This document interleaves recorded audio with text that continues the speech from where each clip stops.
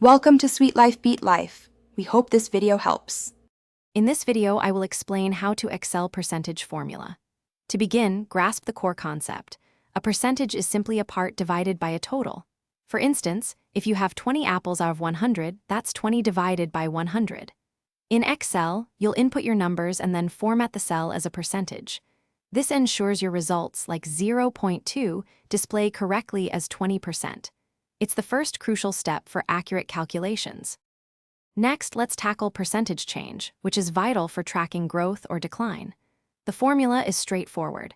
Subtract the old value from the new value, then divide that result by the old value.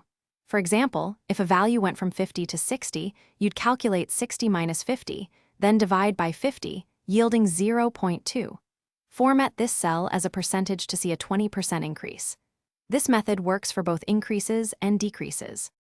Now, let's find a specific value when you already know the total and a percentage.